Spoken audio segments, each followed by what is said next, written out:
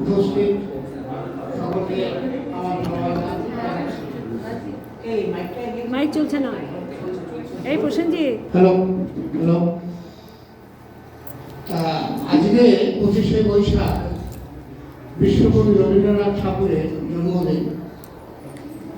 প্রথমেই একটা জিনিস বলতে হয় যে আয়োজক সংস্থা যারা আয়োজন করেছে তাদের আমি সাধুবাদ জানাই, কারণ এই জাতীয় অনুষ্ঠানে আমি মনে করি প্রচণ্ড প্রয়োজনীয়তা আছে আগের প্রজন্মকে এগিয়ে নিয়ে যাওয়া।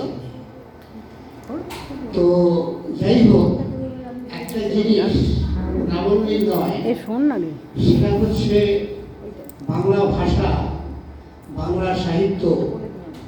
আমাদের এখানে অনেক প্রবাদ পুরুষ জন্মগ্রহণ করেছেন। আমরা যতটা মূল্যায়ন না করতে পারি, আমাদের বাইরের দেশ আমাদের নিয়ে খুব ইন্টারেস্টেড। একটা ছোট্ট ঘটনা বলি পরিপ্রেক্ষিতে।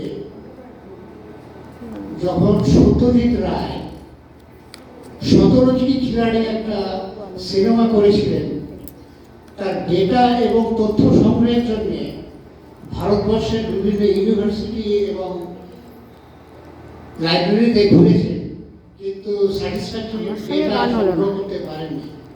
ওনাকে যেতে হয়েছিল লন্ডনে গিয়ে ভারতবর্ষের কালচার, ভারতবর্ষের সংস্কৃতি ওখানে যেভাবে প্রিজার্ভ করা আছে, উনি 1 মাস ধরে থেকে সেই তথ্য সংগ্রহ করে এনে আমাদের এখানে সিনেমাটি করেছিলেন। তা আমার বলার উদ্দেশ্য হচ্ছে এইটা, যে আমাদের পশ্চিমবঙ্গ তথা ভারতবর্ষে আমাদের মেধা, আমাদের সব কিছু আছে, কিন্তু অদৃষ্টের পরিহাস আমাদের ব্রেন ড্রেন হয়ে যাচ্ছে। তো সেই জায়গা থেকে আমাদের ঘুরে দাঁড়াতে হবে।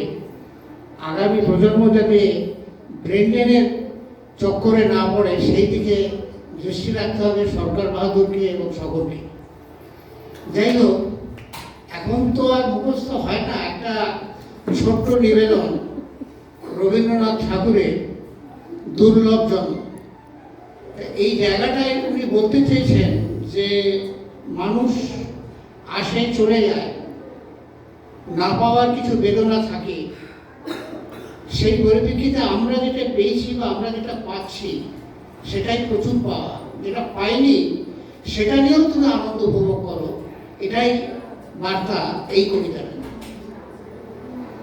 দুর্লভ জন্ম বিশ্বকবি রবীন্দ্রনাথ ঠাকুরের। একদিন এই দেখা হয়ে যাবে শেষ, পড়িবে নয়ন পরে অন্তিম নিবেশ।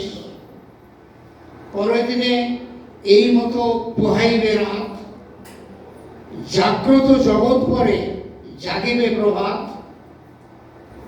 কলরবে চলিবে সংসারের খেলা, সুখে দুঃখে ঘরে ঘরে বহি যাবে বেলা। সে কথা স্মরণ করি নিখিলের পানে, আমি আজি চেয়ে আছি উৎসুক নয়নে। যাহা কিছু হেরি চোখে কিছু তুচ্ছ নয়, সকলই দুর্লভ বলে আজি মনে হয়।